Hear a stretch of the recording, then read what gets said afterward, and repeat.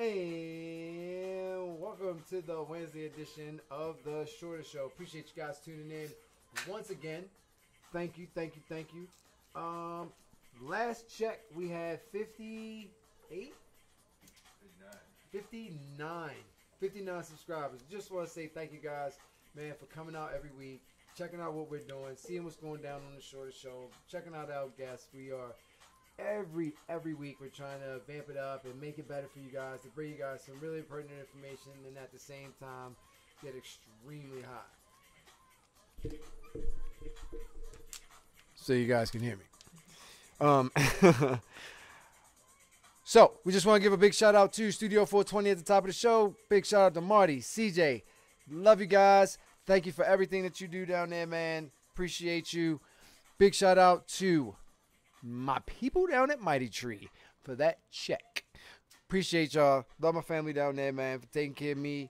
And just for having just flat out fire product on a regular basis every day.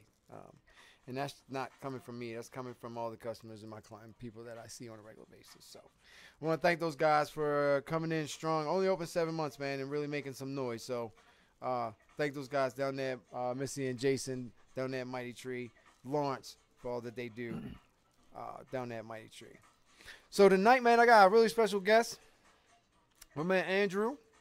He is the owner of, I just want to make sure I get it right. I don't want to mess it up. You're good, man. The owner of Top Shelf Budtending. Yes, sir. What we're going to do is I'm going to continue to roll this joint, and I'm going to throw this over to him. We're going to ask, you might be asking, what is Top Shelf Budtending? Let's just say I don't know either. I do. But let's just say I don't. We're going to go ahead and throw this over to Mr. Andrew. We appreciate and thank him for taking time out of his busy schedule for checking us out, man. I've really been waiting for this episode because there's a lot that I still want to learn too. So, there's a lot to know, man. So Top Shelf Budtending is the budtending service in Colorado and California. Is a service in Colorado, California, currently, where we provide bud tenders and service to private parties, events, and weddings. So if you need a freelance bud tender to come to your party and ensure that everybody's being safe, compliant, responsible when consuming cannabis, especially new users, novice users, people that aren't used to cannabis, that's what we excel at and what we take pride in. So that's super. Yeah. Like, all right, so I have a wedding. Uh-huh. And of course, cannabis friendly. Sure. To take all the stress off myself, I just call you guys. Yeah, we make sure we coordinate with your wedding planner if you have one, and make sure that all of the bud is taken care of prior to the event.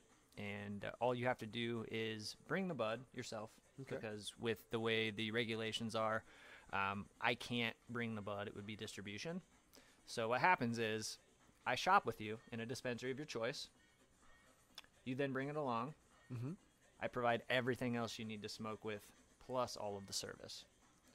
So we go in there and I buy all the concentrates, all the weed, all the edibles and all like that, and then I just hand it over to you. Right. There's a legal purchase with a receipt then. Gotcha. On our end. Gotcha. Proving that it was purchased by the event coordinator or the individual that needs it for their wedding. And then you donate to me, I donate it out to the rest of your guests. Under Amendment 64 and the state of Colorado, we're allowed to give each other up to an ounce of cannabis. I like that. It's a legal transaction. As long as we're not exchanging money for it, it's 100% legal. And we're not. And we're not. That's awesome. Yeah. That's awesome. Because it's funny. Because with myself and my own life, that I could definitely see that, happening. I have a wedding coming up here. Totally, man. Not, in the near future. And do you have a lot of people coming from out of state? Of course, because I'm from out of state. Yeah, man, that's what we see often is people coming from out of state, not understanding cannabis or the culture in Colorado, and they're just blown away. We recently we do stuff super small too, small scale. We were in somebody's basement 2 weeks ago for a 40th birthday party. And it was only like 20 people, but it was one of the coolest parties we ever done. Huh. I wish I had known that. Yeah. I just had a 41st like 2 weeks ago. Oh, I wish I had known. It was killer because I wish I had known. they were very secretive about what we did. So the two people that had us over at their house brought us down to their basement, didn't tell anyone else what we were. They thought we were just mixologists because we dress up in suspenders and bow tie and really nice stuff. Professional. That professional attire. Yeah. So we get into the basement, we're setting up, and somebody kind of sneaks in and sees what's going on, and they start freaking out because they're from New Jersey. And it's very illegal in New Jersey currently. And they finally see kind of what a regulated market was, or how cannabis can look in a responsible way. But the coolest part was them coming in, freaking out about it, and then just the questions and how mind blown they were to see that we're able to do this in this state without having to be afraid. Because because even if you're in your own home in an illegal state, you still subject. Have that anxiety. Yeah, because what if you're, you got a douchebag freaking neighbor that just doesn't like your dog because for whatever reason. It's like, oh, we smell pot coming from this house, and the next thing you know, you got police at your door. It's ugly. I've been there. I just know because I've been there. I've been there so many times. I'm from Ohio. We had it decriminalized for a long time, so we didn't really have to worry because if you got caught with less than an ounce, it was only like a $150 fine, $250 fine, which is still absurd, but you're not going to prison. Very recently from where I'm from. Yeah, you're not going to prison. There's other states now that you're still going to prison for life for a certain amount of drug offenses, so it's crazy. Absolutely. Still to this day. Well, here in this great legal state, we're still kicking indoors, so... Yeah, I mean, there's still people going to prison for a plant in this state. It's ridiculous. In a legal state. In a legal state, yeah. Which is super, even more stupid. The problem is, for me, is with my business, we would be absolutely willing to follow reasonable regulations. But the problem is they're not giving us reasonable regulations. At all. We pushed for reasonable regulations with Initiative 300 to allow cannabis consumption at bars and clubs, but... they snuck in extra things at the end there to limit it even further, to push it further out into the places where it doesn't need to be. And consumption's turning more into something that they're still pushing into the shadows. It's actually easier for us to run private events like we've been doing than to go apply for a permit for Initiative 300.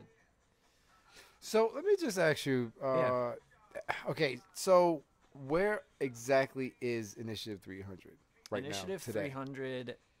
You can apply for the permits. You can apply for the licenses to do it.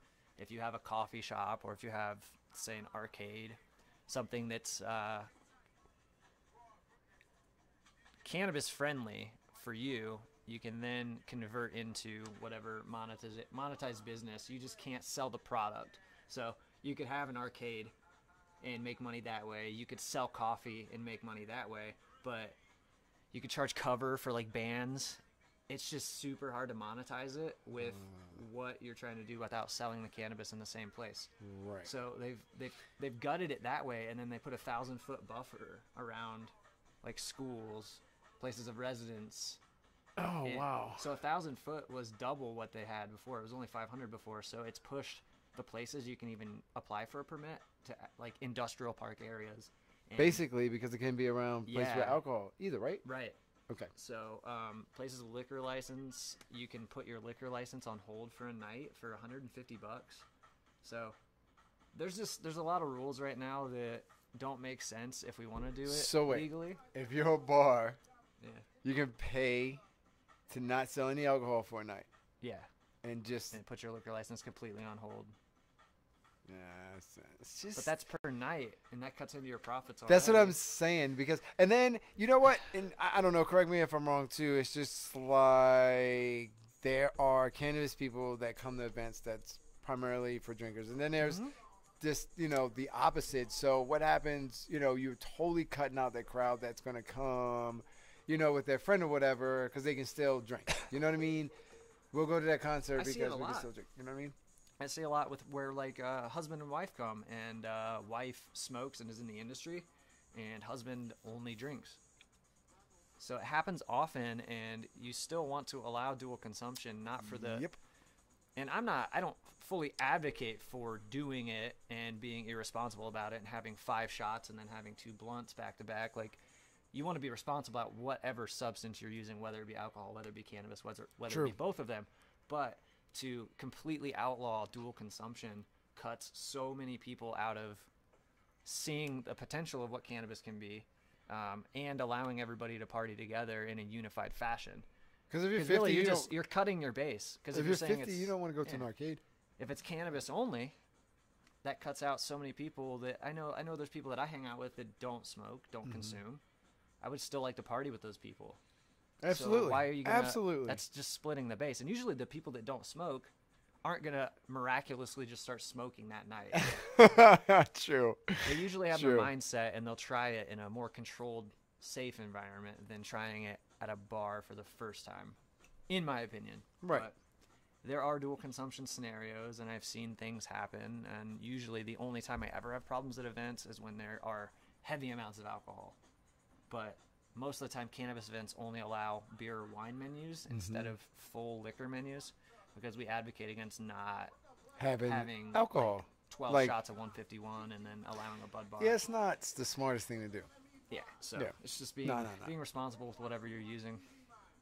So, absolutely. Yeah, man. No, that's but at the same time, you know, like you said, I do think that there should be some type of there still should have been some type of dual consumption, because it does cut out a lot of people. I think it needs to happen. If you wanted to be treated like all the legislators say, like all of the advocates say, they want it to be treated like alcohol. It needs to be on the same level as alcohol. We need to keep regulating it, because alcohol is regulated. If it's going to be regulated as much, we need to have the perks of alcohol as well. The perks of alcohol being able to consume it where we want, in a safe fashion. And it's not like that right now. Well, the thing about it is, this is the thing that blows my mind. And you're talking to a guy that's a dad, have full custody of both of my kids. Yeah.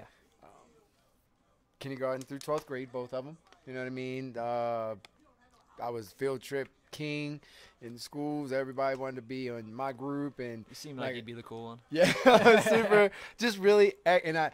This is why I'm setting this question up like this. We cannot kill my child. Alcohol can. Absolutely. And why are we still having this discussion? Like, and this is coming from a dad. Like, seriously, if I come home and my teenage child is passed out with and I'm a light drinker, so I'm not bashing it. I'm just saying. If I come home and they're passed out with a bottle next to them, I got to wake them up, figure out what's going on, immediately try to, you know what I'm saying? Because I don't know what the hell's going on. If they got their bong sitting there, you know, and they're passed out with their hands in the Dorito, like, I'm still going to be pissed, but I'm not going to be as concerned about their health. You know what I mean? Well, their liver's not being damaged, or worse, I'm from Ohio. So the opioid epidemic and opioid epidemic's terrible there. I had a friend pass away from heroin use. Condolences. Yeah. So, I mean, I'm so used to it now that I hear of someone dying from an overdose monthly. So it's at least if they're using something, the least destructive substance out of anything would be cannabis.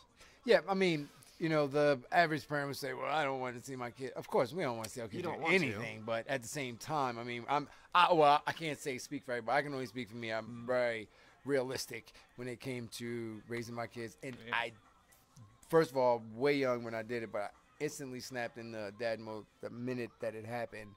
And I just, you know what I'm saying? I was a little bit different. So yeah, and I can't give anybody parenting advice because I am not a parent at all. I don't want to be a parent. I don't want children. Let them smoke cannabis instead of giving them Ritalin. That's fine. But like, all the that fact of the matter is, you could have that's them what I say anyway. You could have them on opiates, and they could get hooked on that, and then they'll be. Next thing you know, they're on heroin or something worse, and those are the real gateway drugs. And to say that cannabis is the main gateway drug, no way. Alcohol is far more of a gateway drug, far more accessible to high schoolers. Mm-hmm. Way easier for whatever reason to find, and more accepted in the party scene. So, yeah, the giant beer, and that's fine. Like you're being responsible though. So yeah, no, and it's just. My point being is, it almost, for me, it seems like they say, okay, well, 21 and over, you are well in your right to be able to use alcohol responsibly. Like, we have no doubt about it. 18. Huh, me too.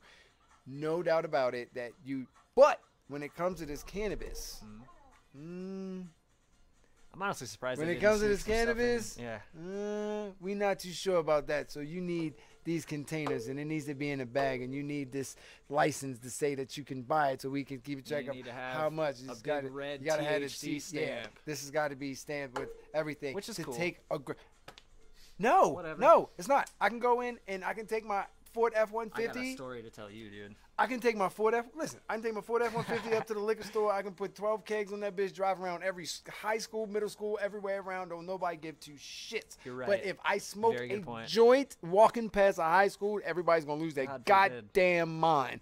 And I possibly lose my badge. I can't work no more. I'm in the school zone. They're going to lock me up. I'm going to have a fine. Like, and I'm just walking my dog, smoking my joint like somebody that just woke up and drank their coffee and took their pill. Like, absolutely. I don't take pills.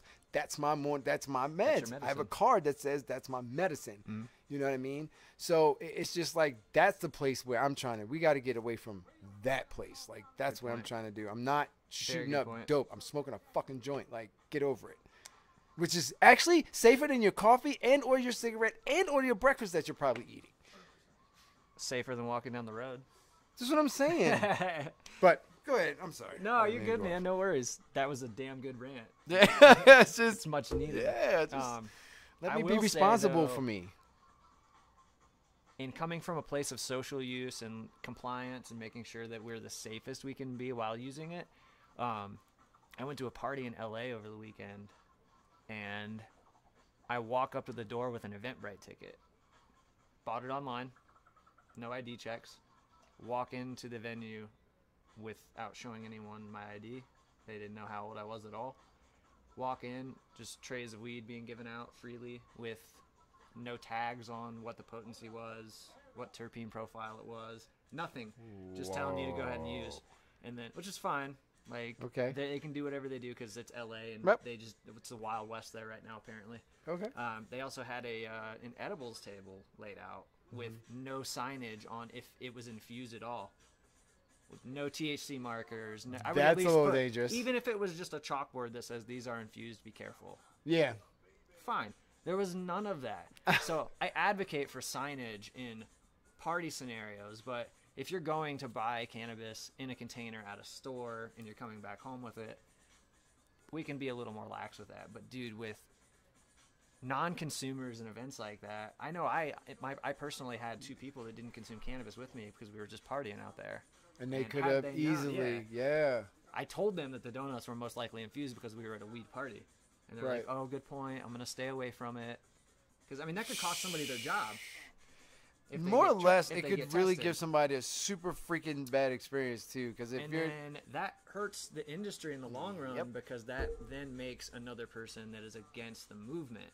Yep. So you want to be very careful with giving people their first run of cannabis in a proper way, because you want to make supporters, not deniers. My first dab club, I actually is when I found out that you can actually go out from dabbing. I didn't know that was a thing until I saw that. And I think it was at that point that I really started getting into dabbing, like starting to figure out like the science behind it, where it comes from, what it's made from, to break down how, talking to extractors, getting to know extractors, having them as friends. Like, and because I didn't know, because I was just like, oh, I love this shit. And I was just doing it. And then I seen this big guy from Texas, first time. Body size doesn't matter. At my the first dab club I ever went to, man, but the guy that gave him the dab, at his discretion, I will say, or has his defense rather, he did ask him like 3 times. He was asking him, like, you know what you're doing, like, do you understand this is dabs? He was like, and was showing him sizes of dabs. And he was like, oh yeah, and he was like, you sure? Yep, gave it to him. Boom. He exhaled, went back, and just kept going. Boom. So I definitely signage and definitely discretion and stuff like that. And I think what the service that you guys provide is freaking awesome, because not only, like I was saying at the top of the show, I'm sure that a lot of people feel that way. Like, Pat, we can just call these dudes and grab the shit and we give it to them, and we know it's going to be responsible as we hand out, and that's one less thing that I have to worry about. Our overall goal is to handle it all from purchase to consumption. Like if it were possible for me to just go into a dispensary that I loved and get some amazing varieties that will really showcase like the best terps that you can find, or the best profile for a dancing party, whatever it might be, what party, we could go in, buy it, bring it to the party then, and have a full seamless transaction, a full seamless experience. That's what our overall goal is. But right now, with the way that the laws are being kind of in a gray area, we don't want to take any additional risks with anything that could be seen as distribution. So technically, if I had to defend it, I could be like, hey, Colorado, we're allowed to give to anybody as long as we're not accepting money for it. Right. But that's way too weird of an area for me right now. Because most people don't even know my service exists, let alone having it that way. So I definitely see that. I definitely see that. And a lot of that, like we were talking earlier with etiquette, a lot of that comes down to making sure you know about your guest and a lot of the etiquette that goes along with it. Etiquette is huge, and I think with me, it's something that I advocate all the time. And I don't even think, not even on your level, just on a smaller level, I try to teach people about dabbing. Like when you go to somebody's house and you go to smoke, whether it's dabbing or edibles or weed or whatever, you know what you should be doing and how you should be doing it. I don't give a fuck if you've known these people for 50 years. Doesn't matter. There's a way that you do and handle stuff that's not yours, because you don't know what these guys have went through to get it, you know. Totally. I've gone a whole week and gotten a gram on tips, and you know, just because so and so was there, I was like, hey, you know, I'm sharing this with you, and I got it back. It was half gone, and I'm like, you know, and I'm about to eat my shoe. You know, it's especially like, oh my god, you know. So when it's your thing, some people it's bowling, some people it's pool, mine is dabbing, glass, you know, shit like that. So what I really respect about you guys too is I even before I came on the show, I let them know that I don't really dabble in concentrates personally too much. They're really, really intense for me, and I suffer from anxiety, and that's what I use cannabis for as a medicine. Right. And I know my limits, and I know what I can and can't do, especially in a situation like this, brand new place that I've never been. Set and setting are very important for me. So you respected that and respected those boundaries, and that's another etiquette thing that's so important to me. Because there's some people that'd be like, well, we can't have you on the show if you're not dabbing. I've heard that before, and I'm just like, fine, I'm not going to come on the show then. It's not that, like...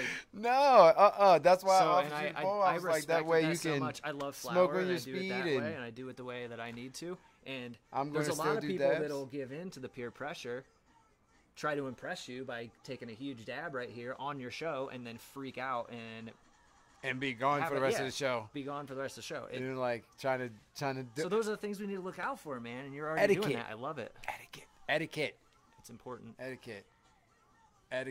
Yeah, definitely. So I had some things written down for etiquette, actually, for social use when you're at a party and you're a bud tender. So this is specifically for bud tenders, actually. So number one was actually, as a bud tender, if you're serving people, don't hit on the patrons. I know it sounds crazy. No, it doesn't. Dude, like, it does not sound crazy. Some of the stuff could be, this could be dispensary knowledge as well too, but like the girl behind the counter or guy behind the counter, you are serving and you are there to make sure they're getting the right selection, being safe, and consuming responsibly. Come on now. So if she approaches you, he approaches you with numbers and whatnot, and they're interested, and you take a number, it's not that big of a deal. But I've seen it from the other side too, where there's a girl that was trying to come around the backside of my bud bar to like give me a kiss. Whoa. And I'm like, trying to be professional, you got to say no. It's flattering, but you have to just the etiquette, man. You got to stay professional. Got to stay professional so all that, times. And then so many thirsty people behind the bar. Okay. You know, you got to be careful. Okay, you heard that.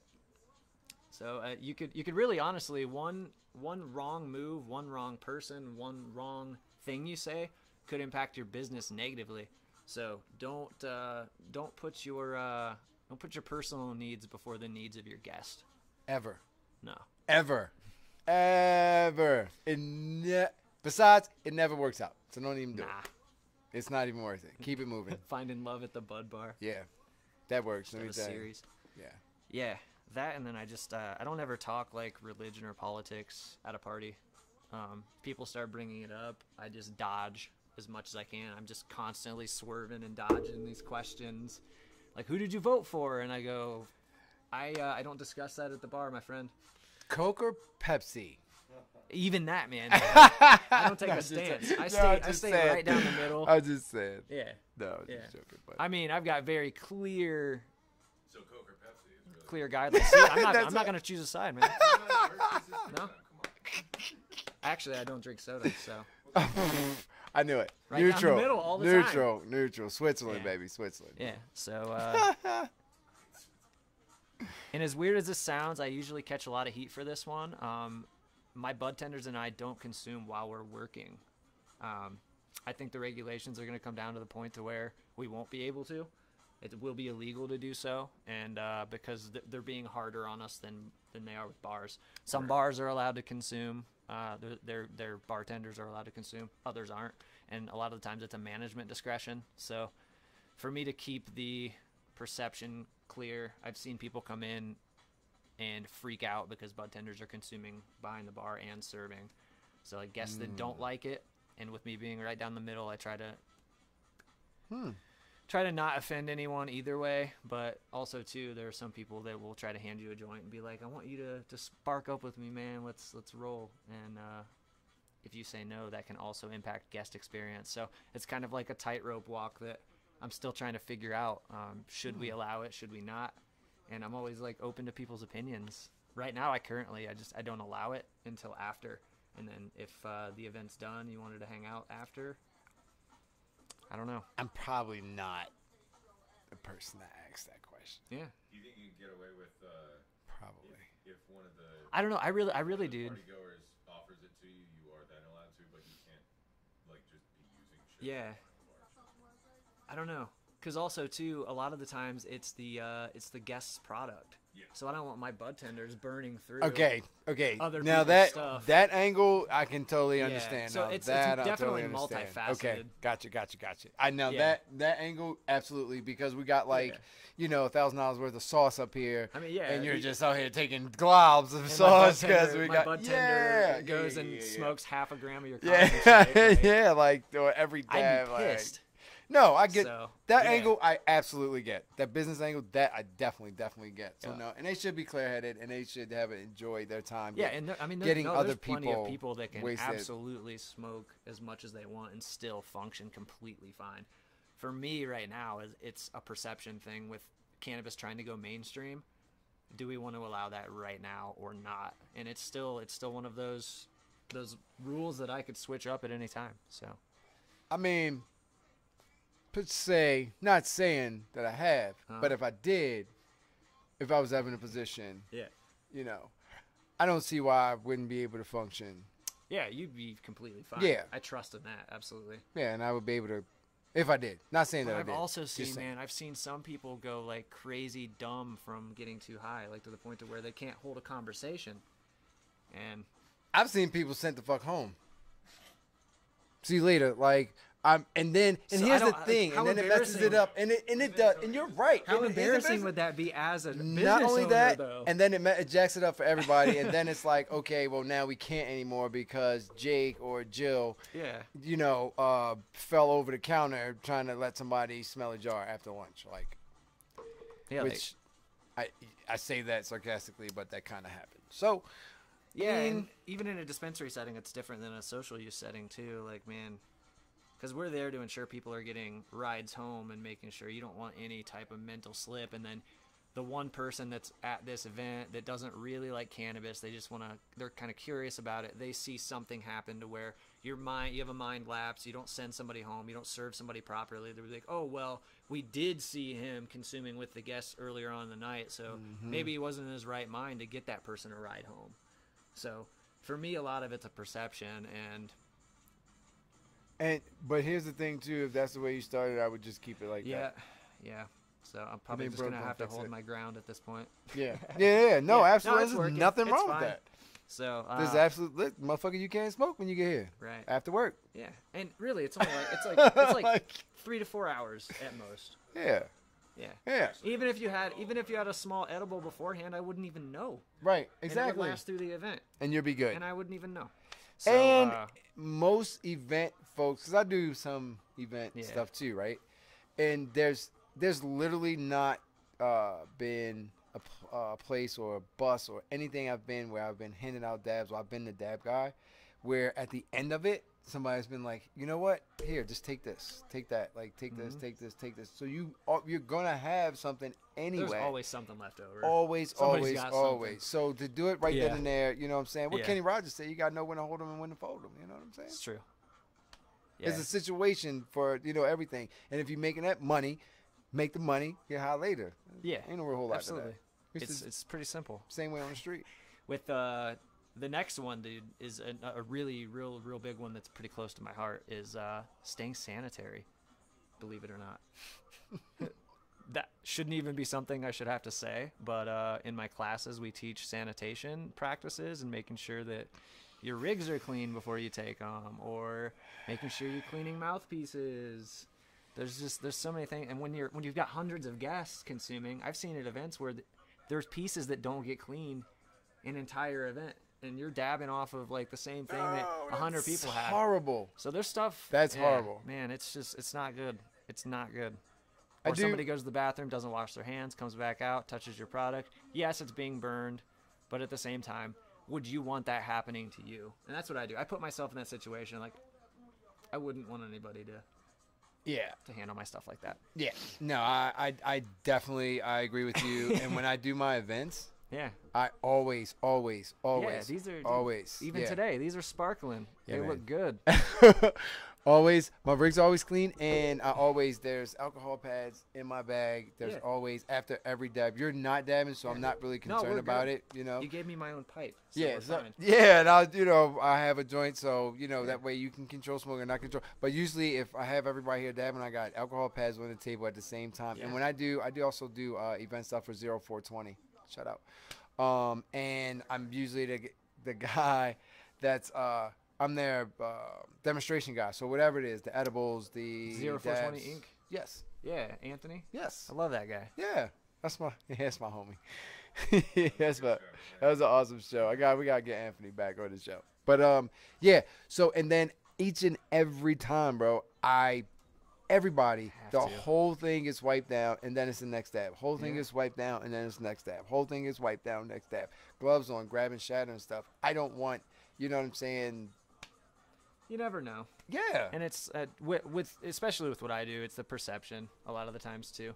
Cleanliness. If you're swapping out, what experience would you want to have? And that's kind of what I'm replicating. I always put myself in the guest shoes first. Yeah, absolutely.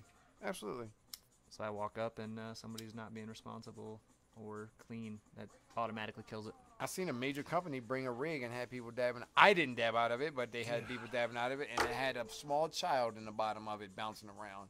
That big glob of wax. That it was so. Yeah, it's grimy, man. Yeah, very grimy. Absolutely. I can't do it. Sorry. I'm a super clean stoner, so to the point of fact, it's almost anal. Every single piece of my glass gets cleaned twice a month. Every month has done for the last 3.5, 4 years. Sometimes more than that. Some people leave bong water in for like years. Oh no. It's so nasty. What I know a little bit about science, so I'm definitely not doing it. There's been some studies and stuff. This stuff that's inside of bong water, even after a few days. Like, if you're immunocompromised and you're using it as medicine, like, you need to be cleaning your water, like, every day. I even suggest distilled water if that's the case, too. Distilled, even better. Yeah, using distilled. So, it's wild. Just the stand. When we're in a gray area right now where there's no standards in place, so anybody can really do what they want at their own private event. But when we start acting like that, and get used to not having regulations, when regulations finally do come down, it's going to be tough to kind of pivot. So if you go ahead of the regulations and you're already shaping that, we have a chance now that the government's going to see that we're being responsible already, and then we'll shape regulations about what we have or around what we already have in place instead of making their own. Because when the government makes their own, they always fuck it up. No, period. Point blank end of Yeah. story. And that's funny. I like that. That's I like that. Staying ahead of the regulations, man, before they do it, because they will, like I said, they will mess it up for the rest of us. I like that thinking. Yeah. But with that, we're gonna take a break. You guys stay tuned. Go get something to eat. Go get some chips, something, some munchies. We're gonna take a break. We're gonna get up, stretch our legs. We'll be back. You know what it is. In 2 and 2. Shorter show. Come right back. Coming back.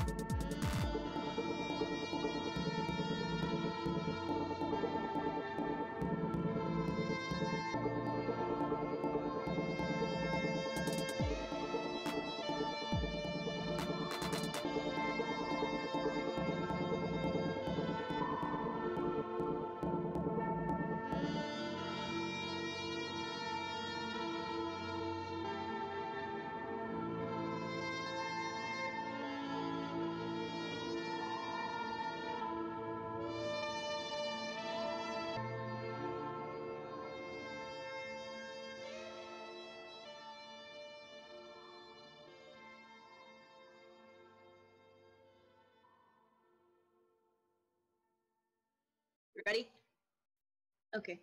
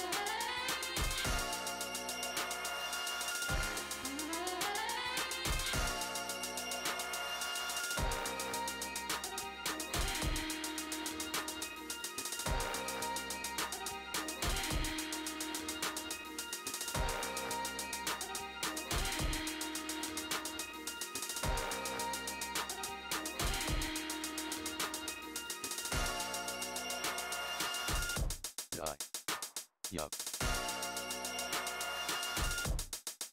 Yeah.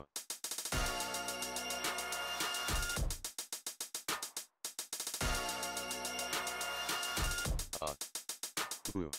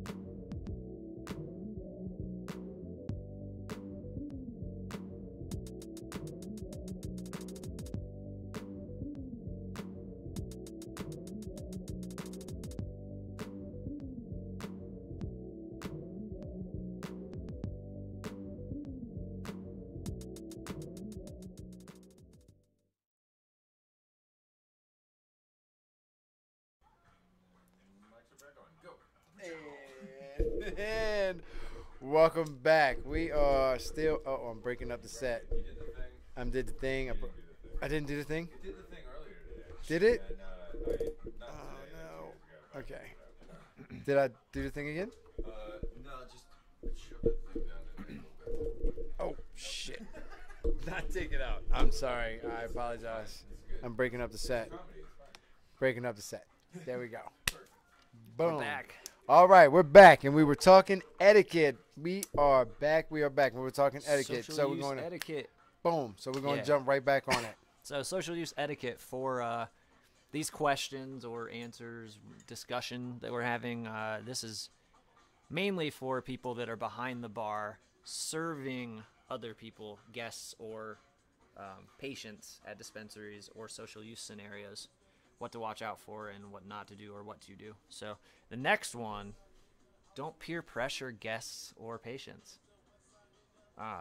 What your tolerance is much different than what my tolerance is.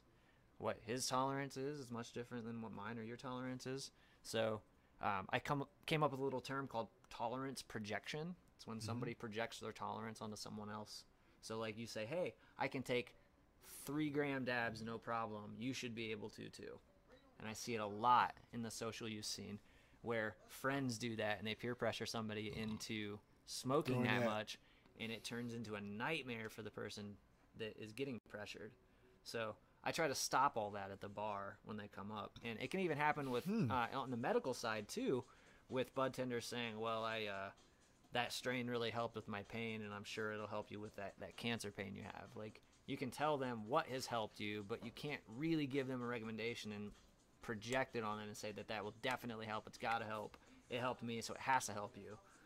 So you have to, in a way, not be super definitive about the answer. Absolutely. I could not agree freaking more. Cannot agree more. Cannot. In doing that day in and day out, it's one of the reasons why I've gotten so respected is because I'm like, listen, first of all, my customers know that I do everything. My patients know I smoke it all. They know I eat it all. They know I dab all that stuff. If not every day, I have at least tried it once so I can give them a good. But they also know I am going to steer them to what works for them. Yeah. Personalized experience. I can give you what mine was, and I'll tell them does not mean because about I know because about everybody's cannabinoid system is different and it's going to pick up different things. You know, that 13% for you might be like whatever, and I might be passed out. So I let them know like this is what's helped for me, but always go with your nose and go with what works for you. Totally. Always. So I definitely I have another thing that I say is lowest common denominator always. So always start with the lowest dose, the lowest percentage, and work your way up from there so you can find an easy medium. Instead of losing a whole day of your life. And I've seen online where people are giving advice to like Crohn's patients on what they should or shouldn't be using and saying definitively, well, CBD will be the one thing that really helps. Definitively, this will happen. If you don't have that disease and suffer from it and know for a fact that it's happening, like for me, when people try to give me advice on using cannabis for anxiety specifically, I've been dealing with this for 8 years of severe, terrible anxiety, and I finally started finding a cannabis regimen that worked for me. I can tell people what worked for me, but I can't say definitively you take this and you're not going to have anxiety anymore. There's just a lot of misinformation with it, and people like you telling people the right things, we need more of that. Come from a good stock. Yeah, man. Come from good stock. Antonio is in the building. Yeah. What's up, man? Where we gonna put him at in the middle? Yeah, email fine. Yeah. And then you should get picked up. Come on, True, man. Yeah, man. Come on, True. Yeah, man. Sit Come, down. come. Have sit down. Have down the seats. What's going on, man? What's going on? Lord of mercy.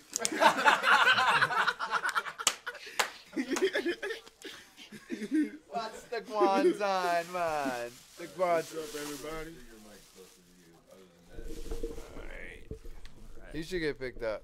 Alright, so this is my man Andrew. What's up, my friend? How are you? Yes. Antonio? He is the owner of Top Shelf Budtending. Oh yeah. So literally, in a nutshell, and I'm sure he'll correct me if I'm wrong, but if you have an event, wedding, thing like that, you call these guys, they go out shopping with you, you get all the stuff, and then they handle your guests as far as all your consumption needs are concerned. So they make sure they're safe, they make sure they're doing it correctly, they make sure nobody's over-consuming. Oh yeah. The whole nine. Like everybody, y'all come dinner, have your wedding, you got everything under control, Yeah. and we call you. Absolutely. And then you can just, Yeah, and then you can just do you. These out-of-staters, man. You got to And watch then out for their them. employees Yeah. can't smoke while they're doing your event. You know, they have to wait till afterwards, the whole nine. So to make sure that they're being responsible about you being responsible. Right. That's dope. I Yeah, like we that. say usually with that specifically, in order to ensure that you're being safe, I need to make sure that my employees are being safe too. Yeah. Yeah, Yeah. I like that idea. So right now we're just to get you up to speed. We've been talking about etiquette. Budtender etiquette. Which I'm cracking up because you should have been here for like 2 of them. The not hitting on clients. Yeah, not hitting on clients. Is this guy guilty? No, he's not guilty. He's a professional. He's like, All right. he said he's a professional. He's so good. I love just watching him do it. It's really Oh, The hitting on or the budtending? both. All right. That's right. I just be getting to know my patients. Both. Listen though, Both. if you got the sauce though, I Both. get it. Like sometimes it's unavoidable. Okay, time out. And the dude, sometimes it gets Time out, sucked time out. in without even. I gotta tell you something. I have to admit something. I just realized today because I saw something online that there's a difference between having the juice and having the sauce. Yeah. Yeah. So, there is. so Juice expires. I just want to apologize for not knowing that up until this point. That's all I want to say. I know the explanation now. Hey, Meek and Mills, there's levels to just this say- shit. yeah. Meek Having Mill's it- voice, he having the can juice start was off good. slow and end up loud. So my understanding of it is this: having the juice was good back in 1994, but now you need the sauce, baby. Yeah, Juice expires. yeah, it do. Think about your fridge. You've got juice and you've got sauce. Your juice is going to expire way faster than your barbecue sauce. That's exactly what he See? said. Yeah. That's exactly what. That's the exact analogy to use. Oh And my the sauce. God, Like yeah. sometimes. Oh my! He sometimes said that you barbecue have it. sauce Sometimes gonna it's be around for a unavoidable. long time Been though. around for a long Long time time. now. That juice, you feel, got to throw that bitch away. Month or two, you feel me? That sauce, you feel me? That shit's for infinity, man. Even the hot sauce, it's sizzling, So, baby. It's around forever, you feel me? You had that So- same bottle sitting for like 8 months, Listen. 9 months, and Yeah. you still rocking So, and rolling. I just wanna- shake it up and throw it on the chicken. I want to apologize for not knowing that, and I can admit I didn't know. I didn't fucking know. I didn't know. The sauce. I know. It's all a we talk discredit to about. my black card, but that's okay. Yeah. It's okay.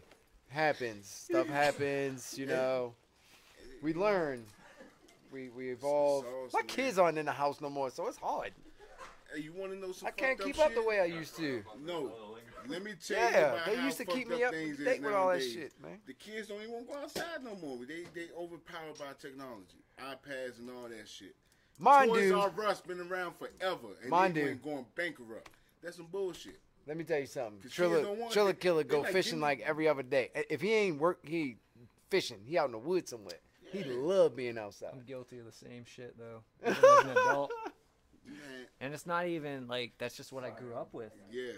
It's not even anything. But the thing, I don't know. I went out and played on the trampoline and stuff when I was younger. I remember actually I love going outside. outdoors. Now kids like don't Well, go outdoors at all. Let me they take don't that wanna back. Let me take that back.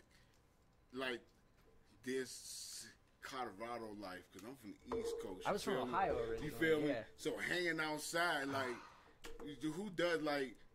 You got your. I'm not gonna say people don't do it, but you got your people that hang inside. You know, but no. Everybody's outside. What the fuck I'm doing inside? You feel me? Like even sitting on the stoop. You feel me? That's better than in the house when everything is fresh going air. on outside. It's Yeah. like crazy. Like, Everybody outside. Don't nobody want to be in the house. It's all hot.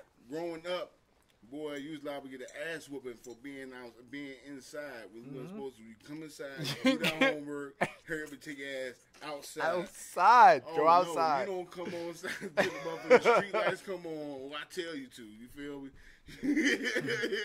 You take your ass, you ain't run up my light bill. But it ain't nothing to do. You better find something to do. Find something to do. You better find something. You ain't coming in here. Don't come in here. Don't come back in this house. It ain't like that no more, man. Everybody is different. Times change. I be looking at motherfuckers like, boy, don't you?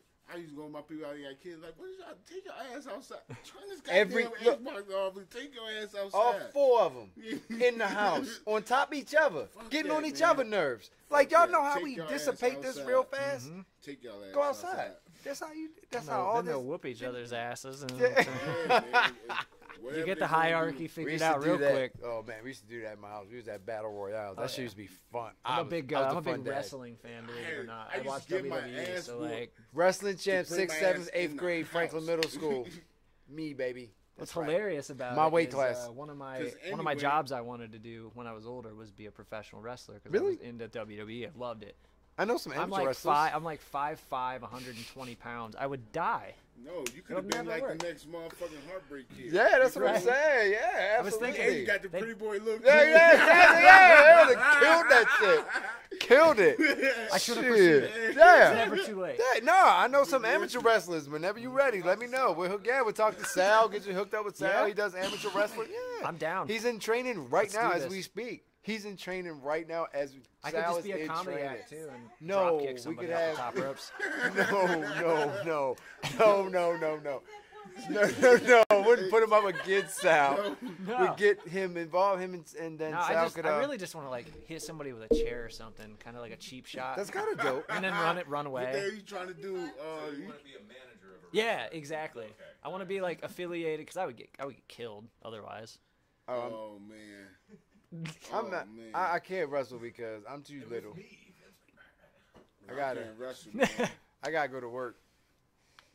Yeah. I can't get hurt that I'm bad. not fucking with that shit. Yeah, I get hurt real bad. Hey, I don't give a fuck what nobody says. Oh, you actually need doing VR. So you can't do no wrestling. Yeah, I'm like VR. Yeah. What you talking about, like public relations type shit? No, when you was doing the VR, Virtual remember when you hurt your reality? knee? Virtual what? Is that what you When mean? we were doing the virtual reality. We did a video. Oh, oh no. I got it on tape. Fuck that shit. I got it on tape. I fucked my shit up. I got it on Nah, tape. dude, I don't. Oh man. And then I got it on tape, baby. Kicked that leg up and I was out of commission for it. Yeah, I got it on tape, baby. Better now? Is your leg better? Yeah, it's way better. I got it on tape. About you. I got it on tape, I'm worried baby. about my damn self. I couldn't walk. I couldn't do nothing, boy. But as I digress, okay, Yeah, so we're man. gonna get back. So next I have, don't act like a know-it-all. So you might know everything. Yeah. You don't actually. Sorry. Let me sounds let me like my- backtrack. That sounds like You my might coworker. think I was you gonna know say, wait. everything. You might think you know everything, and there are some people I swear to God know my everything gosh. about cannabis. But realistically, the industry's so new. We're all learning things, and when you start acting Babies. like you know everything, you automatically create a divide on people that need to be educated. Because we can always learn something. Like, dude, I'll admit on camera to YouTube, I don't grow, so I don't know about the growing process. I can't speak for what growers say. I can't tell you that your growing technique's wrong. But there are some people that will argue growers when they don't grow, or argue social use guys when they don't do anything social use related, or growers arguing on, bud man? tenders. It happens. But if we just, like you said, stay in your lane, know what you know about your specific niche, Yes. excel at that, and continue to learn, it makes a better industry overall. But there are some people that claim Yeah. they know everything, and it's crazy to me. No, and I'm a baby, and that's why I tell people all the time. And I openly admit all the time that I'm a baby in this thing because I am still. But Shorty, you know all this. The only way I get to keep it is by giving it away. So Yeah.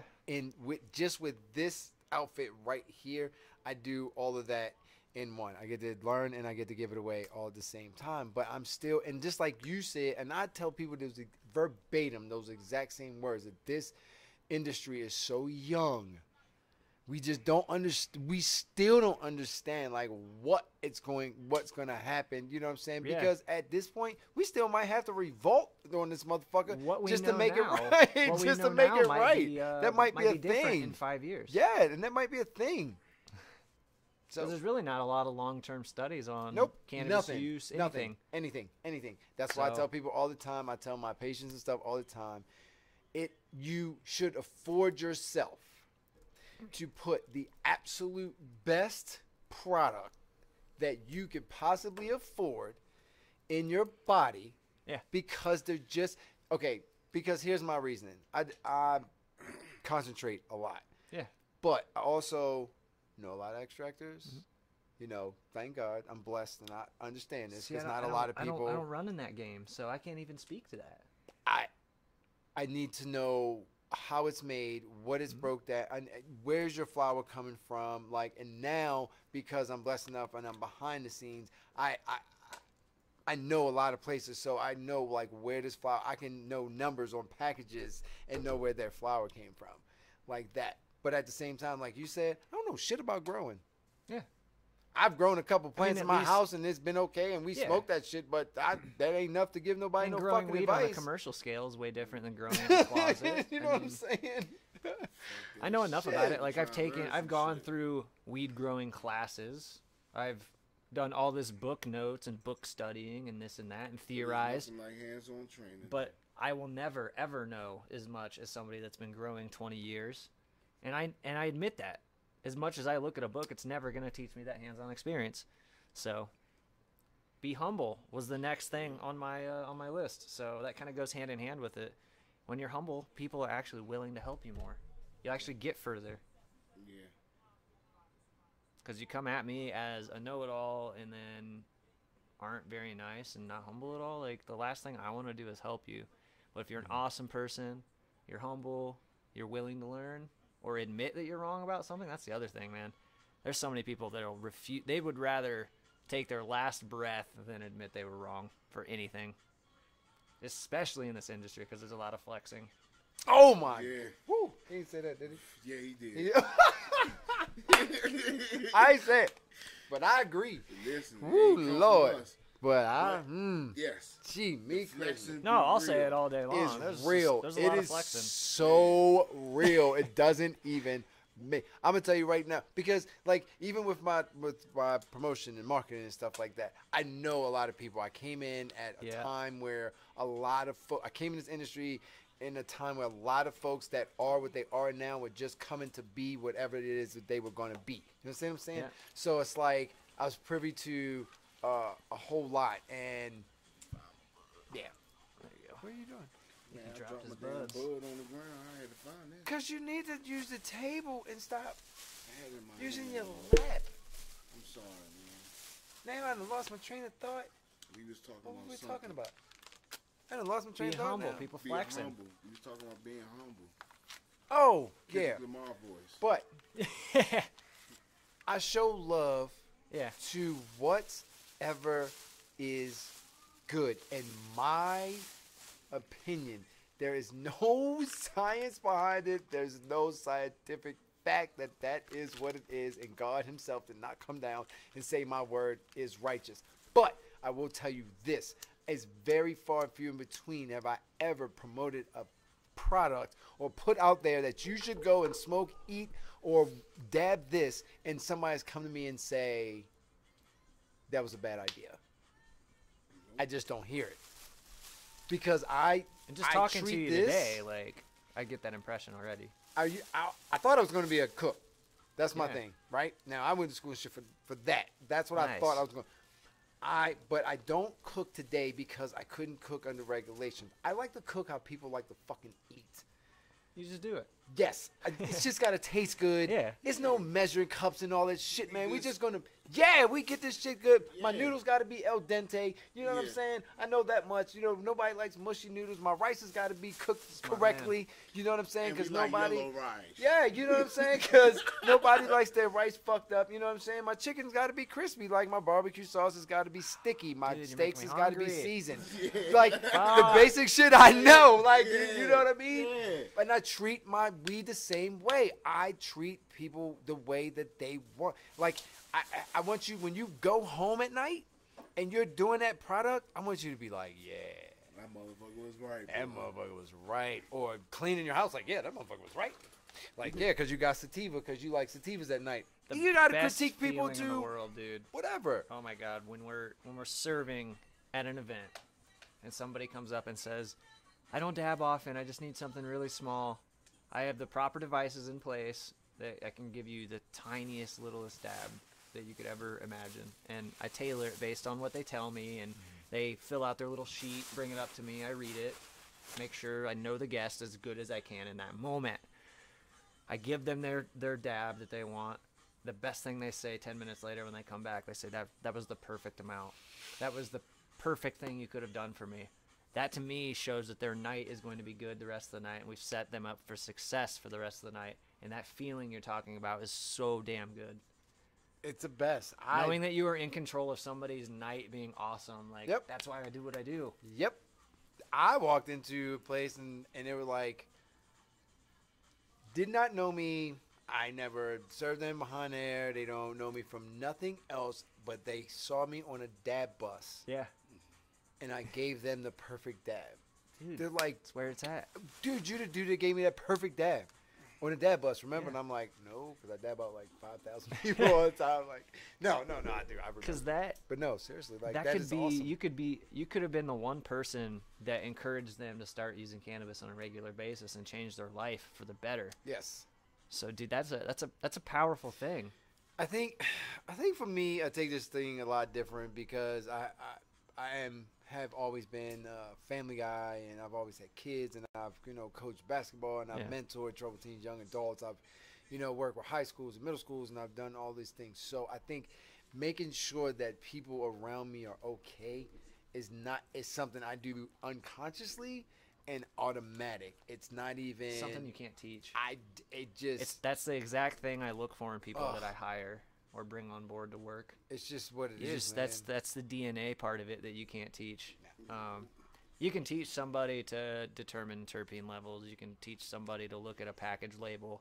You can teach somebody how to clean a rig properly. Yep. All of the mechanical stuff you can teach. The one thing you can't teach is that personality and that gearing towards caring about the guest over yourself. And that, dude, you just... It's a hiring practice. You have to find the right people to do it, but they do exist. And you're right. Like it took me up until like 2 years ago. Like I had to realize like everybody doesn't medicate like I do, so I have to be careful. And you're absolutely right. So you can't because I will tell you, like I've been budtending for a little over 4 years now. Yeah. And in my first 2 years, I absolutely projected myself on people because I didn't know any better. I did that. I'm guilty of it to this day still. Sometimes I have to catch myself because I have a low tolerance. So I'm telling people, man, I don't know, that might be too much for you. Like I'm guilty of doing it the opposite way. So yeah, so and then I changed that, and I told people I gotta remember, think about it different. Yeah, because you're behind the counter, so you're privy to a lot of other things. Like I know actual extract artists that people, and their numbers are in my phone, and these what I'm saying, these people like are using their product on a regular basis. So it's just like I have to understand that not everybody gets down the way my circle does, because everybody in my circle pretty much gets out of the way that that I do. But the dude that's coming in from Texas is not. So even though I had this bomb ass sauce last night, you know what I'm saying, and I did a half gram of it total before I put it away, and I was fine, and he's looking for something right now, I'm not going to just be like, oh yeah, guess what? Go do a half gram. He gonna get like the bottom shelf. Yeah. Shit that we just throw to the side. Yeah, like you're not gonna get. I can't. I'm not. I just can't. I'm gonna start you off easy. And that's the thing, dude, because I've seen like guys my size eat 500 milligrams of edibles and be fine. I've seen guys your size eat 10 milligrams and be wrecked. So Be like, what's wrong with you? body size. Body size doesn't really play into it. There's so many different factors that Yes. you have to really be careful with in treating each guest individually as a brand new blank slate every time. You know why? Because everything affects everybody. Like you said, everything affects everybody. Alcohol is the same too. Differently, you know. And like I tell people down at the shop, you know, we come down 3801 Jason Street. Plug. Go through, Plug. you know, but that's one of my things I tell people all the time. Like, I can tell you what I know is good for sure, but if you ask them like what you think or what's, it's like, listen, you have to. I can tell you about the strain or whatever the case may be, but you have to try it. You know, absolutely, and then you can judge that for yourself. You know, because what I might like, you might not like. You know. Oh, totally. And this was you might be like, for prime example, let's just say 501st OG. You might not like something that heavy, you know, but I do, right? You know. And you said you want something strong, well, that's strong, you know. Exactly. So strong is also subjective. Yeah. Because I mean, like, what is strong? 17% strong to me. Your strong, my strong might be two different things. Yeah, and there's people that my are strong is is like 32%. My strong is like 28, 28, 29. So strong is a very subjective term too. As far as flour is concerned, it's 28, 29. When it comes to suggest concentrate, people to go ahead. When it comes to concentrate, definitely over 90. 90 and above is standard. Yeah. I heard something. Yeah. I don't know if you can confirm this for me, and I might sound super ignorant. I'm going to say this absolutely. on air as well, too. Absolutely. No, it's cool. Somebody was saying that your body can only process like 65% and lower of a THC level and concentrate because it's only bioavailable to that level. So, like, a lot of these distillates being at 99% or 98% are just hype. Okay. No, absolutely. Go. I was just going to say, it depends on purity of product, and honestly, if you get something that is 93, you're more likely to actually vaporize enough to get that 60%. Okay. If you're doing like an 85% THC thing, and you really want to hit your whatever your intake mark actually is, having those higher values makes for less loss variability. Just because there's more of a buffer. Yeah, even I see. You may do a decent amount of shatter, but you may actually end up burning up a bunch of it, or you may be getting more terps than something else. There's just like there's a lot of variability. Yeah, I guess with the heat you would be losing. Smoking, especially when it comes to flour, because you lose a lot just off of what comes off your bowl when you're not inhaling. Yeah. Yep. Like you can smoke 28% flour all day long and still only be getting like. Especially with combusting it, but you want to know something too, though. That percentages on the flour really don't mean shit either. Oh, time out. Don't say nothing. So, that's what I was gonna. That's what I was gonna say. I could be wrong, and again, you know what I'm saying. I'm just speaking for me and nobody else. We're being honest. Yeah, I'm just speaking for me.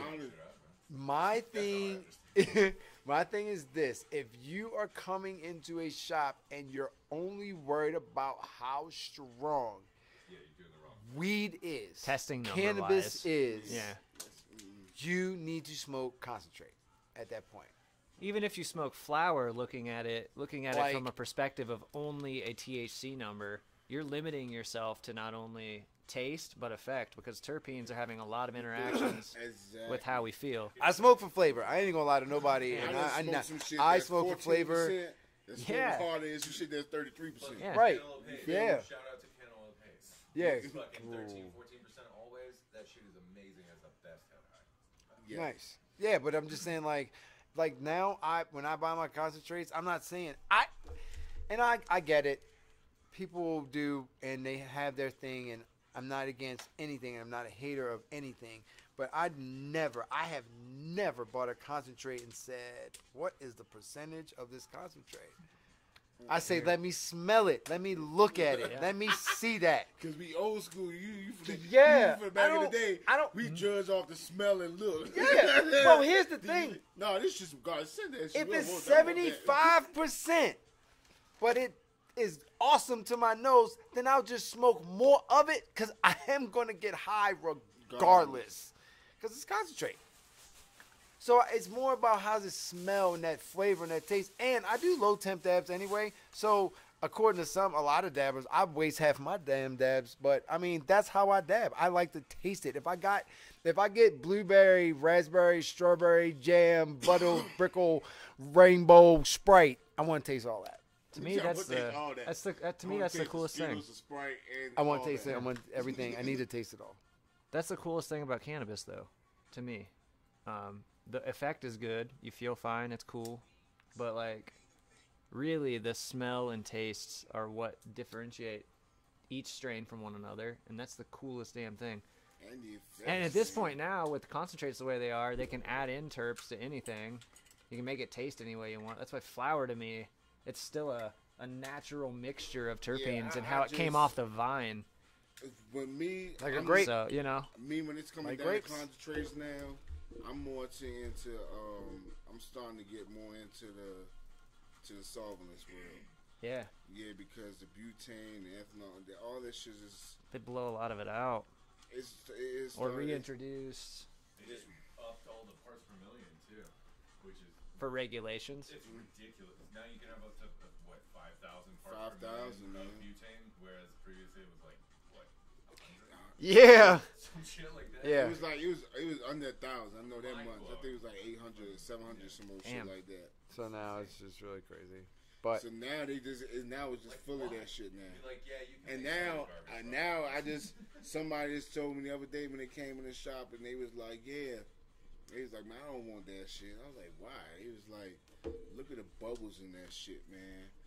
He said, this shit is full of all that shit, man. Incredibles is testing for parts per million now, and they will actually fail on package and still be able to be sold. Not necessarily fail, but test positive for them. well, here's my thing. Getting back to actually a point that I was saying, you need to know where your stuff is coming from. If in fact that you're privy to that information, because I do understand there's a lot of folks out there that smoke cannabis that aren't. But Lots. you need to, if in fact you are privy to that information, because it is very, very, very important to know where it is and what it is that you're smoking. Because for me right now, I know that there's not enough research that I can say that I can hate on any method. I just have to pick the one that I prefer like and use that one the most. So, and educate myself on all the rest of them so I can at least be educated. But if, dabbing high, concentrates at a high level for 10 years is going to grow you 4 extra toes, I want to make sure I put the best in me so I can only grow 2. Do you ever tell anybody to Seriously. to use strain journals or strain journaling? You want to know what's funny? All right. So it's funny you say that. You talk about strain journaling, and I did that when I first got here without any soul person body ever telling me. My son and I, shout out to Trilla. What's this, Trilla Killer? Yeah. Oh, man, I don't be knowing this. I know. I just don't want to call him, what I call him in the house. That's all. It's just funny because you said it like 4 times Yeah, earlier. Yeah, I get okay. Trilla Killer? Yeah.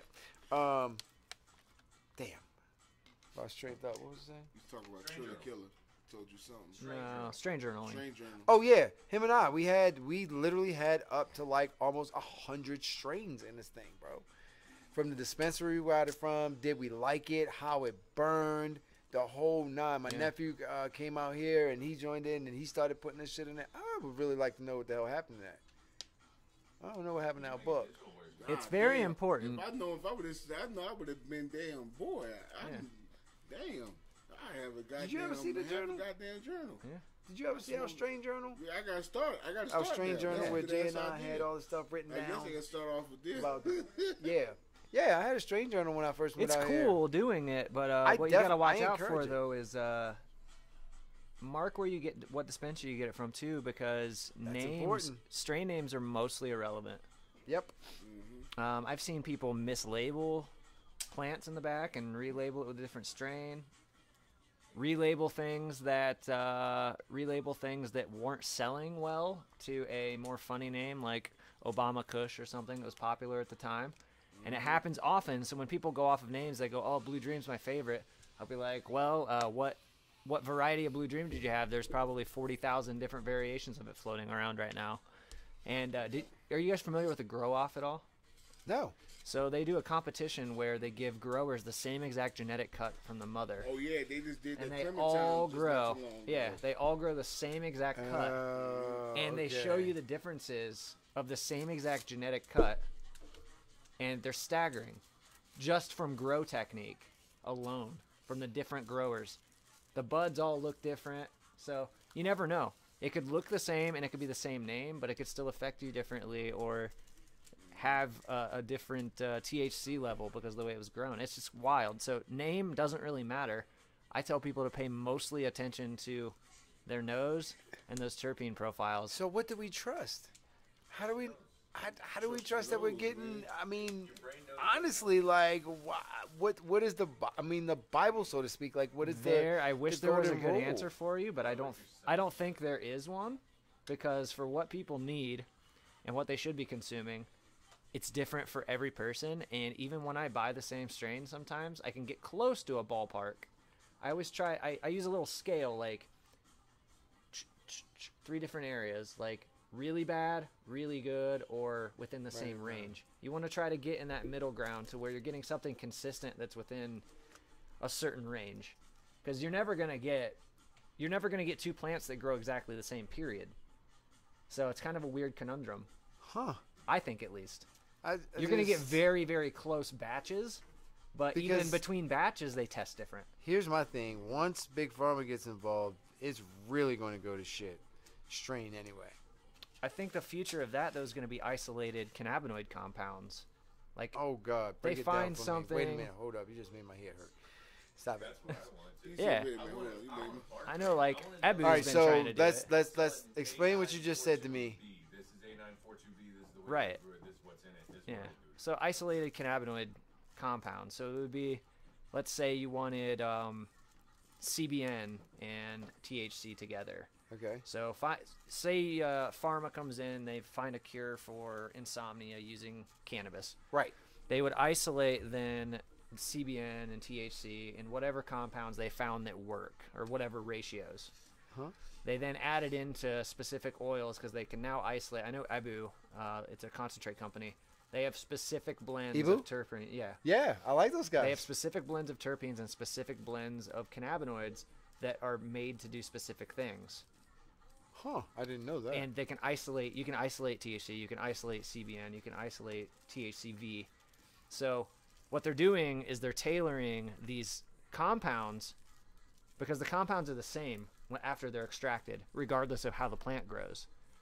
Flower is probably the most unreliable way of getting a consistent experience.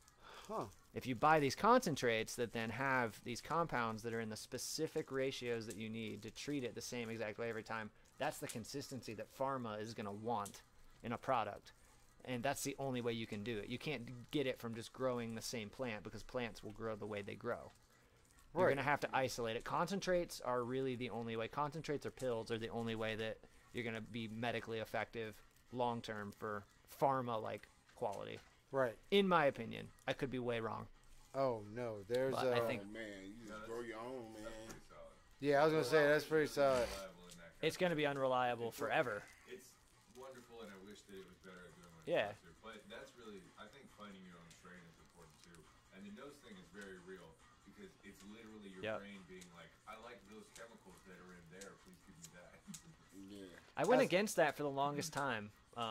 And I started finding that, because I thought it was like the lemon stuff would set me off because of limonene and citrus being racy, but limonene actually started helping my anxiety because I love the smell of it. And I started following it a little more, and it pulled me through. Brain's like that one. And Yeah. you're like, really? So And that, it's like, yeah, please give maybe we do really know body-wise like that. Well, really I don't know enough to even speak on that specifically, but half of it is psychosomatic, but we don't right. get into that. Yeah. That's I'll what I tell you- say about people when they get too high at my events. It What's that? happens. It happens. But when you sit down with them and tell them, hey, we're giving you some vitamins, and you give them like an emergency and some water, and they'll be like, okay, I'm good now. Or even just telling them that they're going to be okay, or that nobody's ever died from cannabis. Just that alone will step somebody down, just because they get built up into their head that there's something wrong with them. Right. So it's a lot easier usually to step somebody down just by caring for one, or giving them something to distract their mind from thinking they're too high. So just by putting a TV show on for them, or getting them a cup of something to swish around in their hands, that usually takes them away from thinking about how high they are. Party physics. Yep. Party physics is the best. That too, That's yeah. good. That's awesome. That's really good. Or advice. tell them to open up their phone and play Candy Crush for a while, because the only thing that can really lower THC in blood is time. There's no special technique that you can do to lower your blood, the nanograms of THC in your blood. You can do things to help the symptoms and ease the symptoms of being too high. Right. But it's just like alcohol. You have to give it time. Yep. Citrus will help you combat it. Yeah. Bring you back That's a more little of bit. the symptom Yeah. control. Peppercorn, Peppercorn. Peppercorn. You can make it worse by citrus. eating mango and dark chocolate, though. Yeah. Don't eat mango, please. Jesus, Mary and Joseph. If you're trying to come down, Dark chocolate. don't do mango. Avocados, I'm not sure on. I haven't heard of that. Mangoes, and then fatty foods can actually help bring it down. But if you eat it with an edible, it can make it worse, because it binds to the fats and pulls it through your liver. So it can go either way. So be careful. You gotta know what to do for people. But So like you said, start low. Start low and just then find always your way. minimum viable dose, or Yeah. minimum viable serving. Yeah. 'Cause I've stopped using the term microdosing at social events. People don't want to be dosed; they want to be served. So we use micro servings now. Because people if I'm don't serving want to somebody be. a cocktail- That's scary. Dosing is scary. I don't So wanna- I get that. I don't want to dose you. Yeah. I don't want to dose you at a party. We're partying. I want to serve you. So when I give somebody a cannabis cocktail that's got 2.5 milligrams of THC in it, I'm no giving longer you saying micro dosing. I'm giving you ever. a micro serving. I'm giving you a micro serving. Especially for the recreational market, I think they should change packaging. Yeah, that's dope. Like I'm Yeah. gonna tell all my bartenders tomorrow. Like we're no longer saying Microserves, man. we're no longer micro dosing, because that's scary, and it is scary. Because it has, Depending for on me, where you it has come a from. correlation. Where I'm from, there are people overdosing on heroin. There are people overdosing on fentanyl, and I'm trying to break. I come that. from the heroin capital of the Yeah. fucking United States. So for me, like dosing, that has a bad connotation, and for new users, they don't want to be dosed. They want to be served, like alcohol. They want to be served. They want to have a good time. So we just switched. No, I switched our dig it. verbiage. I dig it. Micro You just servings. changed that for me, dog. I'm never going to say that again. Like, it's always going to be micro serving. Yeah. Like, always. Because that's what it is. It's a micro serving, not a micro dose. That's okay. Yeah. Yeah. Always Good little teaching. tidbits. Always teaching. Always Yeah, learning. see? Yeah, We're it's always okay. learning something Always new. learning some shit. Yeah. If somebody was having a bad time, what TV show would you put on for them? Comedy. Never turn on. Do you have a I go-to? always have to say, like, if somebody's having a really bad experience, isolate them from wherever the party is taking place, because a lot of people just act differently when they're around a crowd of people, and it gets them anxious. So isolate them from wherever they're at into a place where they're calm. So whether it be another room off to the side or out back, or if it's at a venue out front, set them with like the bouncers or something away. Tell them to watch, I don't know, I would say like Family Guy, American Dad, like really, really dumb comedy. I love both of those shows, by the way. Nothing that you can overthink, just something Right. that you're just taking Something like time away. Simpsons, too. Yeah, Simpsons. You can just Yeah. zone out and only think about that, because if you put on the news Bob's Burgers. or you put on something crazy, yeah. That's So, dumb. I can't know. believe, not as a sidebar, I just can't believe that show is still even running. Bob's Burgers? Yeah, it's stupid. Because we all love John Benjamin, man. Stupid. Yeah. John Benjamin is my boy. Archer. But no, he's Coach McGurk from Home Movies. I That's I what get really it. Is that where you got started? but- that was the first, like, this is Animated? Just- That show's crazy. I too. tried.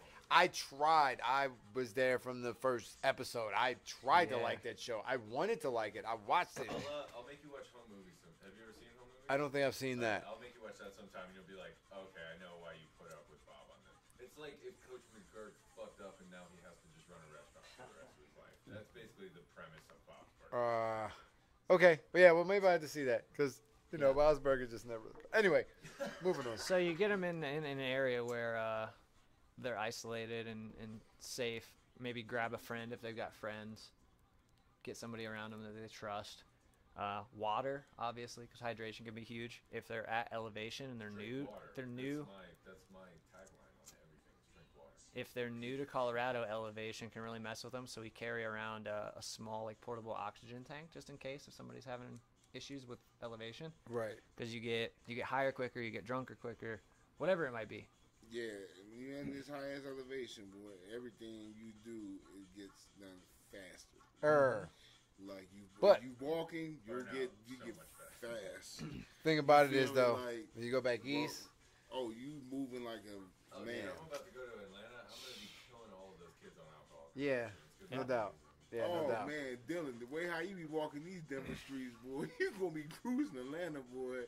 Yeah, Atlanta's gonna be no problem for you. 20 blocks in like 5 strokes, boy. Like Dylan be moving, 10 boy. minutes away. 10 minutes away. gliding. Yeah. Let's just walk. Dylan gonna be looking back like, where the fuck y'all go? They gonna be like, man, we driving. Dylan's gonna be like, what? Let's just walk. Let's just walk, boy. I'll meet you there. Get it, boy. Yeah, like if I can't smoke in your car, it's not. I'll meet you there. That's not happening if I can't smoke in your car. Oh man, Dylan. Dude, I've had 2 Uber drivers in the last week ask me if they could smoke cigarettes while they were taking me places. Shout out to those guys. Yeah, no doubt. We need more of them. Yeah. And I don't even smoke anymore, Like, but is it cool if I smoke? yeah, like fuck yeah. Absolutely, man. You mind if I fire him too? I stopped, but absolutely, like if you did, like You still yeah, Good job. yeah, man. I'm I on ain't gonna lie. day I done 17. I done smoked them quite a few Ubers, man. I used to give them a nice little tip. You hear me? And you don't mind if I smoke, dude? I tip you. It's in And, the app now. You can just- hey, look, this how it be every time. You don't mind if I smoke? And he you know, I'm gonna throw you a tip. Oh yeah, go ahead. Yeah, I bet. I bet. Yeah. Every time. Every time. There's one dude when I first moved here, right? I went to the Denver Nuggets game, right? And I had a very long night that night. And I was like, came back from the game and shit. I was already turned up. I said, man, I need to go to my room. I need to change or something. I need to get me some more weed. I want to smoke me a joint. That's what I really wanted to do. Right. To smoke a joint real quick. And they be riding. He's like, oh. I said, you see you got a number or something? I hit you up. You come back and scoop me real quick. I'm just trying to smoke me. He's like, shit. He's like, what's up, man? We smoke, you ain't gotta worry about it, man. I take you straight to the strip club. I was like, all right. Oh, well, cool, fuck man. yeah. Then that's what we gonna do then. So then I got up to my room and so I was like, man, I don't want this motherfucker coming in my room and shit. I don't even know this motherfucker, right? So what I did was I just rolled 2 joints and I put some motherfucking Keef in both of them. You feel me? And I brought him out and I was like, shit, this yours, this mine. Let's ride. And then he was like, oh, man, I can't smoke and ride, but you know what? I appreciate it, man. You good, man. You don't got to pay nothing. You straight, man. And he took me to the strip club. So my whole ride was free. Yeah. There's some good folks out I here. just gave him a joint. Yeah. Fat joint, too, with some Keef on it. Yeah, he took that home. Was good. Yeah, he came pick me up from damn Pepsi Center. Took me way down Inglewood. And then took me way over to Cherry Creek to goddamn Shotgun Willis. Dropped me off. Fucking shotgun. Plug. You need to get sponsored. I was gonna say plug. That was definitely plug. So, but getting back to what you were saying. Yeah. Yeah. So Humble. yeah, right. Let me tell you something. If there is a person that should not have had the privilege to do what they are doing today, it is me. And that is why I treat it the way that I do. And humble is not, I wish there was a different word. Humble's the Because lowest it's more level than of that. what I do. Yeah. Like it's more than that.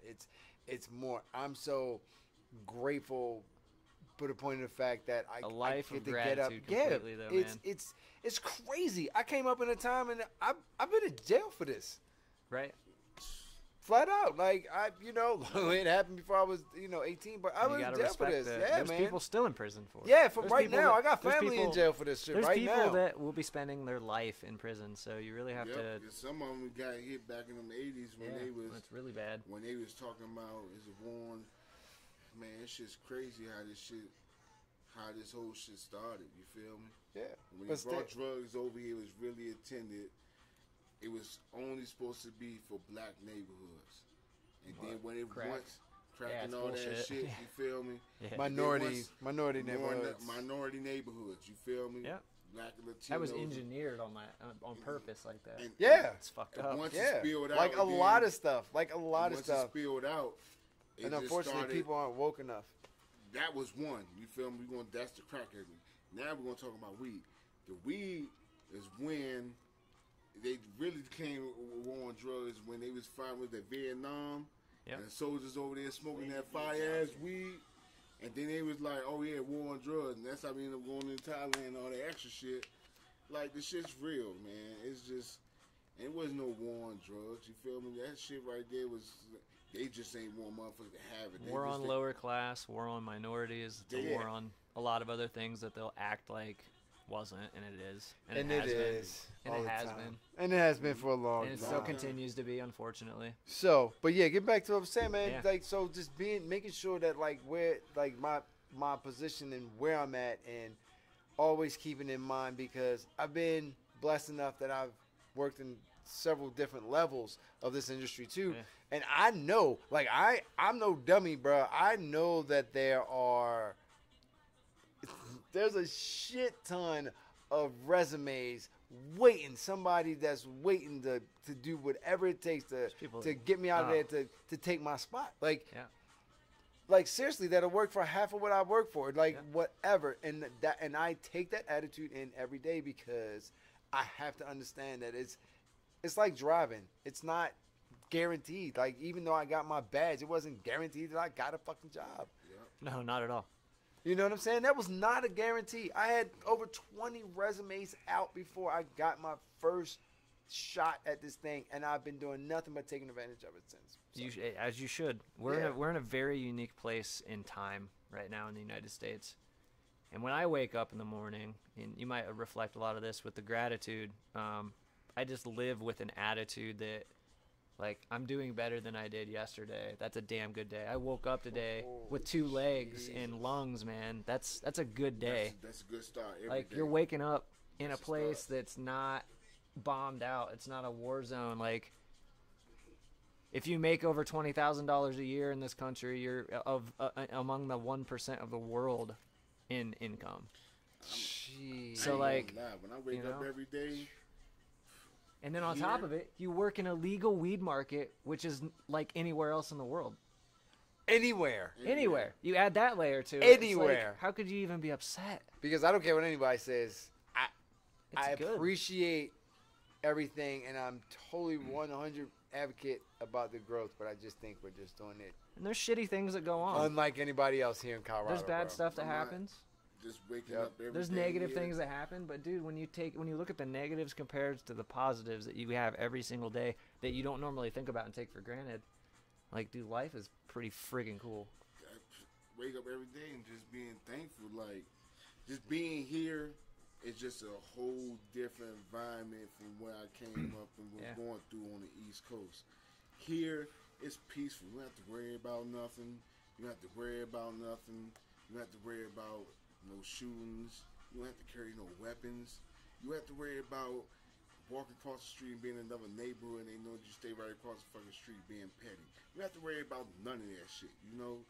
It's just, it's a whole different environment. And what we doing here in the industry, you feel me, is just, at one point in time, you feel me, like, motherfuckers out there selling dime bags on that corner that would send your ass up to sitting in prison for, you know, for all kinds of shit. Now I'm doing this shit legally. That's the thing for me, Getting- man. I don't know anything about that Getting a life. motherfucking W-2. You know? You feel me? I don't, and I admit it. Like, I am definitely not an OG in the game. I had never I never bought drugs illegally for the most You never part. bought.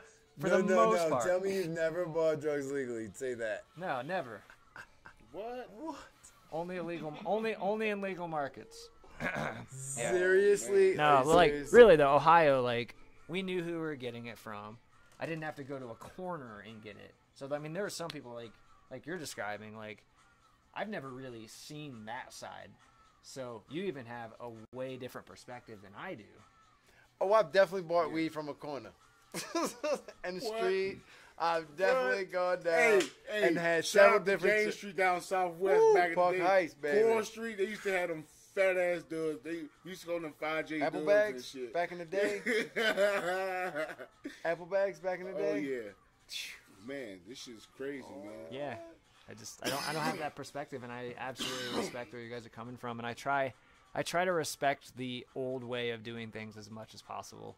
Because for my business, I've got that classy presentation. I've got people that dress up. We're bringing a different type of feel to the cannabis industry, but I also don't want to try to alienate the people that are spending time in prison for it. Listen, let me tell you something. You the type of guy I would call when I want to be all fancy and shit. Yeah. He's like, oh, you want to make this fancy? Let me call my man real quick. Hey, look, I need you over here now. You feel me? Hey, listen, don't you remember that fancy shit we was talking about that one time on the show? Yeah. Listen, I bring need your that. whole presentation, boy. We about to sell this shit. We about to go in. Yeah. And I call you. I mean, we wear bow ties and we wear suspenders. See, like that's what I'm. that's our whole presentation. But So, you know, a I don't want to whole try to. different- I don't want whole to try to different like Real quick, disrespect. real quick. Let these guys know again where they can find you. TopShelfBudtending.com and then TopShelfBudtending, all one word, on Instagram. And what's then, all the events that you do? So man, we were just in LA 2 weeks ago doing a party at an art space that Meow Wolf had sponsored. So it was crazy, man. It was Cannabis Cabaret, so it was beautiful women dancing, cannabis being given out at the party freely, Cabaret. responsibly, of course. What you mean Yeah. by dancers? Like women with no tops. Oh, now that's what type. Yeah. Hey, listen. So wait a minute, I'm women glad with no you tops, guys- and then it was cannabis consumption too. So yeah, they're doing Hey, it. look. They're doing it in a nice, respectful way. But yeah, it's cabaret. yeah, it's so cabaret. yeah. It's almost like a Cabaret. burlesque show. You Yeah. familiar with that? Oh, so Yeah. it's like more. So we got things like doctors Right. and lawyers. And No, shit it was. Like that. It's Yeah. beautiful because you're Listen, I bringing like that. a bunch of people from a bunch of different walks of life, and we're integrating all these crazy different events. You see all types of things. So your events. There's cannabis and VR nights where you do virtual reality and cannabis out in LA, and See, yeah. No, he's not there. Oh, the one time we need him to be there. Oh, and he's man, the not time we need him to be there. there, he's The not So they're one not just We're gonna see about doing. they're not just smokeouts, and if you guys want to collab at all, let me know. I've been thinking about it. that would be dope. When? Let's talk about. Let's it. do that ASAP. We Anyway, talk about but, all that. We'll We figure that talk out. about but that. the gentleman, Yeah, so the you can do all gentleman types of stuff. that lives here owns a. He's the owner.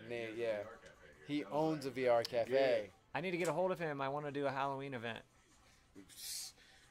We'll do it. That's what we Halloween, do. be in there. Get Halloween. blazed and then play Halloween horror games in VR. Oh my, that's right up. That's right Yeah. up that guy That's right behind up the his camera. alley, too. I was Let's gonna say talk. the guy behind Let's the talk. camera. That's right up his alley. He's like, yeah, Yeah. let's do this. Killing's ours. Yeah, so Killing's always It's fried. crazy that we even talking about this. When we get off air, I have to talk to y'all about something. Okay, all right. but ASAP. we're gonna go ahead and great wrap this up, man. Is there anything else that you wanted to cover before we? I think that was most of the etiquette. Etiquette. Woo! Etiquette. Yeah. Other That's than what the shortest show would do to you. Make have your fucking fun, words out. have fun, Make your and fucking- have a personality, obviously. And I know you do. Yeah, I know I do. Definitely. But yeah, absolutely. man, there are some statues behind the bar sometimes. So What would you you like? gotta really, yeah, right. My Like, how could you be boyfriend- board? You're My guiding boyfriend somebody. says this is great. Like, also, Blue Dream's always good. don't ever feel like selling something because I have to count it if you don't sell it. So just fucking tell them whatever they want. Yeah, so like get it out of here, It man. may take a while. It may be kind of annoying to stare everything. But Sheesh. that's the job. No, but I definitely agree. Having some type of personality and not being Put your own devil- twist on it. And you cannot absolutely have a bad attitude and sell weed. No. It just No. I'm the best example because I can have a bad attitude real fast. You can't do it at work. It just you can't sell weed and have somebody come in there like, yeah, boy, we want your 30% weed, and you're like, Yeah.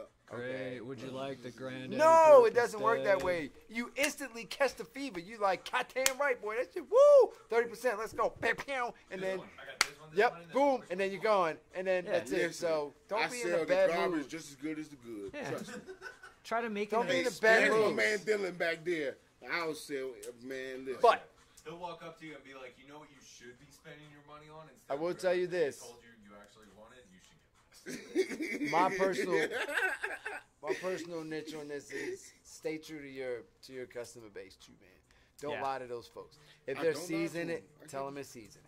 If it's not really all that good, tell them it's not really all that good. If it is fire and other people are saying it's not, let the motherfuckers know it. And the only way you know that is by doing it. So, It's true. but yeah, sorry. Cool. Yeah. Have a personality, put your unique twist on it, and make sure you take care of your guest in the safest way possible. Or usually my ending lines. Boom. Well, we got some events coming up, and we're definitely going to be Hell yeah. passing this off. And I did a little bit of research into you before the show, and I see Yeah. that we have some very, very common, Absolutely. some very, very Yeah. common friends. So Yeah, yeah, a lot we're of people have been doing social yeah. use for a while. I just put a Yeah. different face to it. So know? absolutely, no, we have a lot of people in common, so we're going to be in common. Absolutely, and I definitely appreciate you coming No on. problem, I man. learned a lot. I love having shows where I fucking learn. Like Same. I That's learned a the lot The too. past couple weeks, these past couple we've been learning. Yeah, It's been real. It's You been should really have good. a lot Yeah, of- we've lot been of learning, knowledge. man. I always Top appreciate the shelf opportunity. bartending. That's Yes, you sir. right here. Yes, Yeah. sir. Follow. top So, shelf. Thank you. Appreciate Top every shelf. follow.